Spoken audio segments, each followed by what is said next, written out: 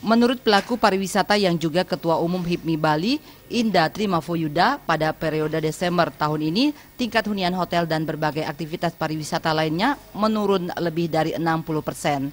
Selain disebabkan karena penurunan ekonomi global, situasi keamanan global seperti kasus bom di Perancis juga mengakibatkan menurunnya wisatawan datang ke Bali.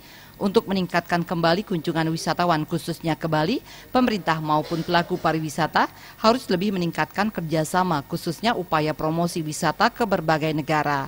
Selain itu, pemerintah juga harus memastikan jaminan keamanan di Indonesia khususnya Bali. Hunian itu sekarang kalau kita punya kapasitas 100%, hunian itu kira-kira maksimal 30%, bahkan ada yang sampai 20%. Itu kalau saya bicara hunian baik itu kamar maupun aktivitas pariwisata yang lainnya. Jadi ekonomi kita yang memang tergantung dari pariwisata sangat merasakan efeknya. Dan juga mungkin fluktuatif dolar dan efek dari ekonomi global yang tidak pasti. Jadi orang-orang banyak mengencangkan ikat pinggangnya hanya untuk kebutuhan umum, kebutuhan utama domestik mereka. Tidak ada expand untuk hal-hal yang seperti holiday atau apa.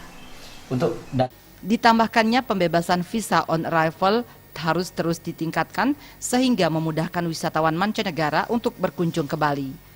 Diana Putra dan Angga Ratana, Bali TV.